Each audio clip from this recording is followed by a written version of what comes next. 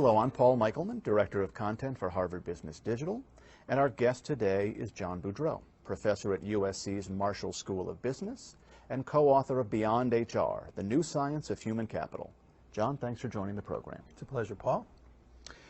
So, John, in your work, you emphasize the need to improve the quantity and/or the quality of talent where it makes the most difference in an organization.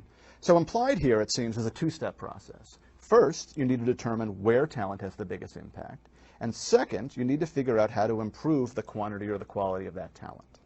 So first things first, how do we determine where changes in talent practices in the organization would potentially have the biggest effect? Well, that's a big question. Obviously, there's a great deal of analysis that goes on to connect business processes or strategy to talent. What we describe in the book and what we've found is that it's very helpful to break it down into its components. So strategy questions often revolve around how we compete, what makes us different, how we're going to protect that difference, and how we create value. With that in place, we can begin to drop down and think about processes, resources, and other supporting elements. So we can ask things like, if this process is critical, where's the bottleneck in that process? What's pivotal in that process? If we have a resource, we can ask ourselves, is it about getting more, or is it about protecting the resources we have, or is it about making them more valuable? Those strategic pivot points are really important as the basis for understanding where talent might make the big difference.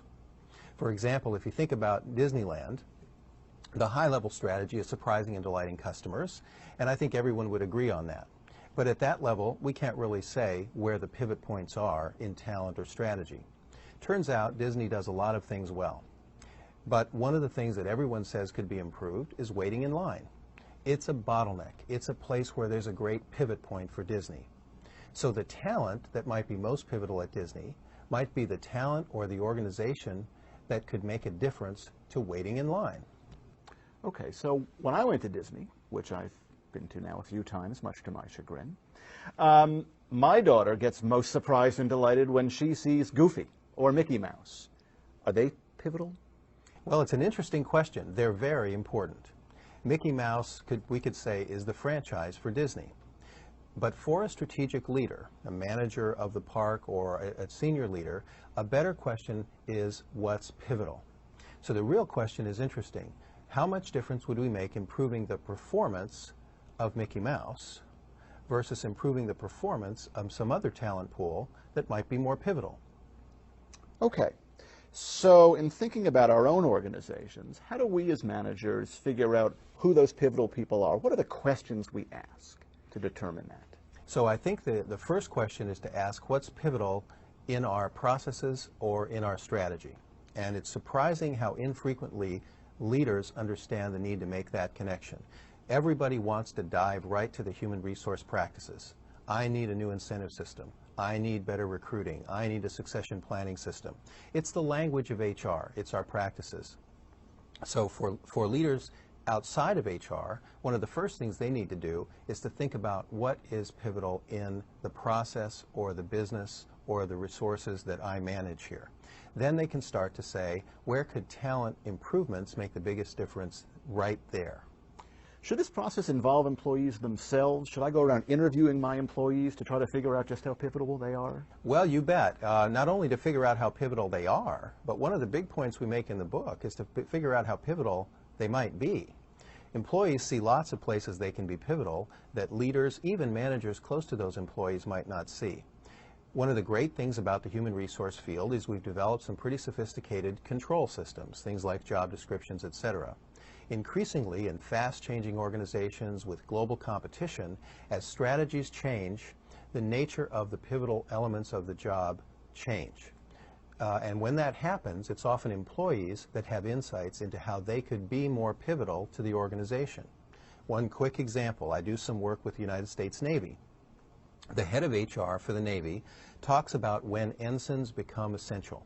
Now, the Navy has been very good for decades at warfighting, and they know everything about how to take 18-year-olds and help them to move planes around a carrier deck, how to help them to use their weapons in a warfighting situation. But the head of HR has talked to these folks and said an ensign increasingly becomes essential when they're on the streets of Baghdad or Afghanistan, when they're interacting with a local population or coalition forces, and when they're on camera with CNN. The question for the Navy is, how much of that stuff is in our job description for this individual? They know a lot about warfighting. It continues to be fundamentally important, but pivotalness is shifting toward hearts and minds and toward what we might call ambassadorship on the street, even for someone like an ensign. Okay.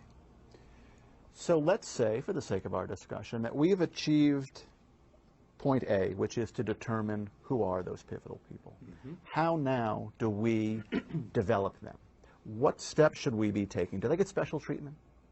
I think they do, and it's interesting. You want to focus your treatment on what's pivotal now. So indeed, when you look at, let's say, a sweeper at Disney, cleaning is really, really important.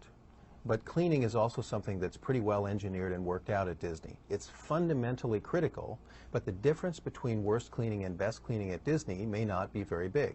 So you may not need a lot of performance incentives, for example, about cleaning. On the other hand, answering a customer's question properly, helping a family find a shady spot to watch the parade at just the right moment, those are things that happen on the fly.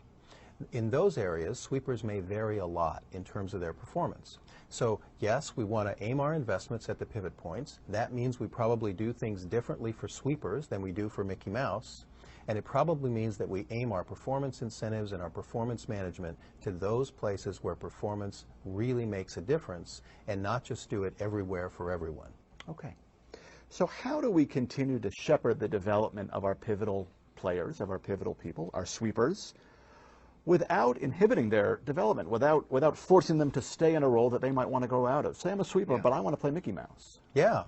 Well, it's a great question, and I think at some point, clarity about what's pivotal and what's important and what's high valued is very helpful in those discussions. It's an interesting paradox.